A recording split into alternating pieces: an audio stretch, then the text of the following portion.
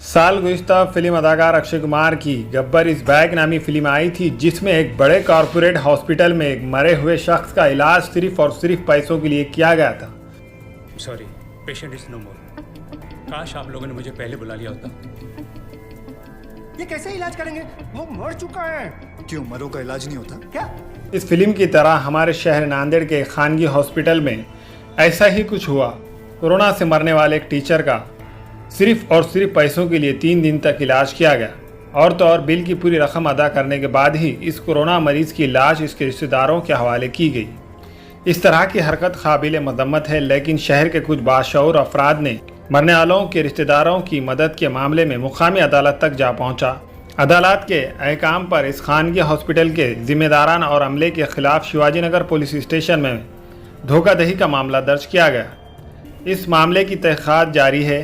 एक दौर था पेशे तिब को इज़्ज़त व एहतराम की नज़र से देखा जाता था, लेकिन अफसोस के दौर हाजिर में इस मुक़द्दस पेशे को खिदमत खलक के बजाय खिदमत हलक बना दिया गया है।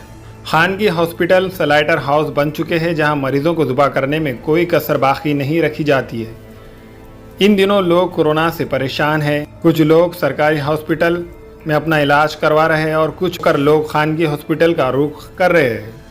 इलाज के लिए घर बार जेवरात खेती बाड़ी या तो रहन रख रहे या फिर फ़रोख्त कर रहे हैं।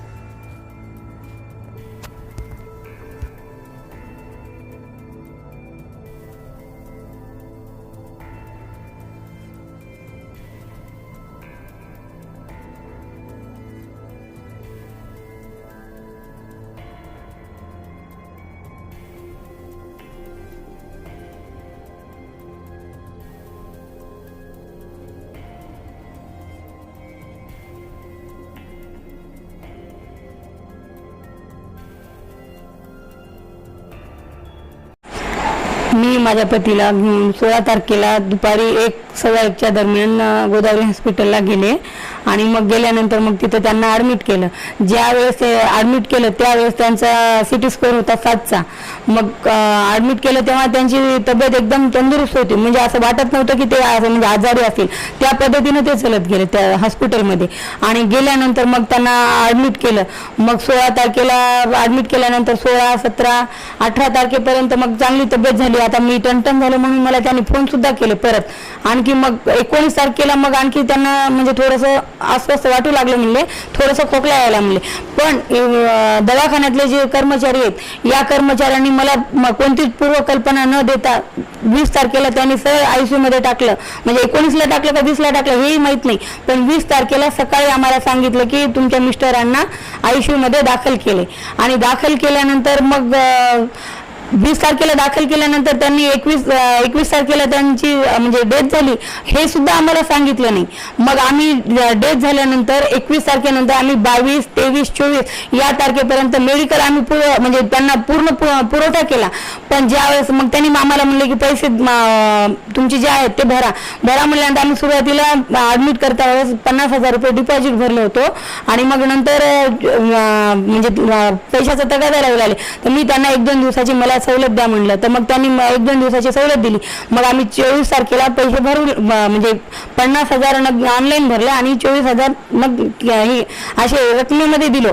पण त्यांनी तोपर्यंत आम्हाला सांगितलं नाही। पण जेव्हा आम्ही ती रक्कम भरली त्यावेळेस मग आम्हाला सांगितले की तुमच्या जे पेशंट आहे तो वारल्यानंतर मग आता आम्ही आमच्या रडारडीमध्येच आम्ही ती डेड बॉडी वगैरे घेऊन आम्ही तसंच निघून गेलो। मग जेव्हा अंत्यविधी वगैरे झालं, सर्व झालं, आम्ही घरी मग यांचे रिपोर्ट काय आहेत काय नाहीत हे मी सर्व कागदपत्र जेव्हा चाळत होते त्यावेळेस मी पाहिलं की त्यांची जी मृत्यू आहे ती 21 तारखेलाच रात्री 11 वाजता झाली। पण 11 वाजता झाली ते आम्हाला सांगितलंच नाही। ज्यावेळेस आम्ही जे कागदपत्र पाहिले त्यावेळेस 21 तारीख दिसली, पण आम्हाला 21, 22, 23, 24 तारखेला सांगितलं की तुमचा पेशंट वारला। म्हणजे 4 दिवस त्यांनी काय केलं, कोणावर खर्च केला, एवढं मेडिकल जे केलं ते कोणावर केलं। आणि आज नाही म्हणलं तर ह्या बॉडीची जी आहे ती 4 दिवस त्यांनी तर विटंबना केलीच। पण आज माझे जे पती होते ते आज शिक्षक होते, BA BEd हायस्कूलचे शिक्षक होते। आज त्यांना 80,000 रुपये पगार होती। जर 80,000 रुपयाच्या हिशोबाने जर त्यांचं जर आज रिटायरमेंट पर्यंत जर त्यांची जर ही केली तर आज कोटीच्या घरामध्ये आहे। तर आर्थिक तर नुकसान केलंच या डॉक्टरांनी, पण मला 2 मुलं आहेत, एक 15 वर्षाचा आहे आणि एक 12 वर्षाचा आहे. आज त्यांना जे पिताचे जे प्रेम देते ते आज प्रेम कोणाकडून घेणार, कोणाचं म्हणजे हात कोण फिरवणार वडिलांचं, त्याच वडिलांचा हात जे आहे ते पूर्ण हे केलं आणि माझे जीवन जे हे आहे ते डॉक्टरांनी पूर्ण असं अंधारमय करून टाकले. डॉक्टरचं नाव काय ते नेमकं? डॉक्टरचं नाव एक शशी गायकवाड आणि एक सुजित पवार. पूर्ण स्टॉप वगैरे त्यांचं आता ते स्टॉप तर त्याच्यात आलं ना सर, आता पूर्ण स्टॉप आला. आणि मेन म्हणजे कसं ते डॉक्टर जे आहेत ते पूर्ण ते कोविड सेंटर असल्यामुळे पूर्ण ते म्हणजे पूर्ण झाकून कपडे म्हणजे किट घातल्यासारखे ते कपडे होते सर त्यांचे. दिनांक 16/4/2021 रोजी अंकलेश पवार हे जे आहेत गोदावरी हॉस्पिटलमध्ये ॲडमिट झाले होते.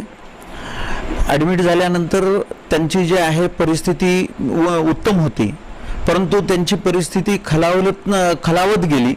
21/4 रोजी जे आहे अंकलेश पवार यांचा जे आहे मृत्यू झाला. अंकलेश पवार हे वारल्यानंतर सुद्धा गोदावरी हॉस्पिटलच्या डॉक्टरांनी जे आहे 22 तारखेला, 23 तारखेला, 24 तारखेला त्याच्यावर आम्ही विलाज केलो असं म्हणून जे आहे रुग्णाच्या नातेवाईकाकडून त्यांनी पैसा घेतला असा फिर्यादीचा आरोप होता. त्याचबरोबर मी त्यांचे संपूर्ण कागदपत्र मागवले असता मला त्या कागदपत्रावरून असं समजून आलं की 16/4ला पेशंट हा ॲडमिट होता. 16/4ला ॲडमिट असताना त्याचा CT स्कोअर जे आहे 7/25 असा होता, परंतु डॉक्टरच्या निष्काळजीपणामुळे पेशंट हा दिवसेंदिवस त्याची परिस्थिती खालावत होत गेली आणि तो जो आहे ICU मध्ये गेला. ICU मध्ये गेल्यानंतर ही फॅक्ट सुद्धा डॉक्टरांनी नातेवाईकांना सांगितली नाही आणि 21/4 रोजी पेशंट हा दगावला. डॉक्टरांनी आधार हॉस्पिटलने शासनाचे संपूर्ण नियम जे आहेत कोणतेही पाळले नाहीत. शासनाची फसवणूक केली, फिर्यादीची फसवणूक केली आणि त्यांनी जे आहे तुम्हाला उदाहरणाखातर दाखवतो की 21/4ला तो वारल्यानंतर जे आहे 22/4 रोजी, 23/4 रोजी, 24/4 रोजी त्यांनी हे PP किट बद्दल सांगतो तुम्हाला. PP किट जे आहे हे त्यांनी 1500 रुपये लावले. मार्केटमध्ये PP किट समजा असं भारीतलं भारी जरी घेतलं तर ते 1000 रुपयाला मिळते. शासनाचा नियम असा आहे की 1000 रुपयाला जर ते PP किट आपण घेतला असाल आणि 10 पेशंटला जर आपण तपासले असाल तर त्या प्रत्येक पेशंटच्या मागे 100 रुपये खर्च लावायला पाहिजे. परंतु गोदावरी हॉस्पिटलनं तसं न करता एका पेशंटला 1,500 रुपये लावले. या तर केसमध्ये पेशंट वारल्यानंतर सुद्धा 24 तारखेपर्यंत PP किट, मेडिकल आणि इतर जे त्यांचं चार्जेस आहेत ICU मधले वगैरे ते लावले. त्यामुळे गोदावरी हॉस्पिटलनं फिर्यादीची फसवणूक केली हे त्यांनी दिलेल्या कागदपत्रावरून दिसून येते. जे कागदपत्र होते ते गोदावरी हॉस्पिटलनं इश्यू केले होते. त्या अनुषंगानं जे आहे आम्ही न्यायालयामध्ये प्रकरण दाखल केलं. न्यायालयाने ते प्रकरण रजिस्टर करून घेतलं आणि दुसऱ्या न्यायालयामध्ये जे आहे त्या कोर्टामध्ये युक्तिवाद झाला आणि कोर्टाने जे आहे आज गोदावरी हॉस्पिटलच्या विरोधामध्ये गुन्हा दाखल करण्याचे आदेश 420, 467, 468, 471 कर्मचाऱ्याच्या विरुद्ध आणि डॉक्टरांच्या विरोधामध्ये जे आहे गुन्हा दाखल करण्याचे आदेश दिलेले आहेत. हमारे यहाँ फर्नीचर, पलंग, सिंगारदान, सोफा सेट, अलमारी, dining table, fridge, computer table और दीगर कंपनियों के फर्नीचर दस्तियाब है. एक मरतबा तशरीफ लाकर खिदमत का मौका दे. Proprietor Maulana Shabir Sahab, deluxe furniture mall and home appliances, fruit market के सामने, माल्टेगिरी रोड, कामठा, नांदेड़. अस्सलाम वालेकुम, मैं इमरान खान. हमें उम्मीद है कि आपको हमारा चैनल अच्छा लगता होगा. लेटेस्ट न्यूज के लिए देखते रहिए नांदेड़ उर्दू न्यूज और न्यूज के पसंद आने पर लाइक, शेयर और सब्सक्राइब करना ना भूलें.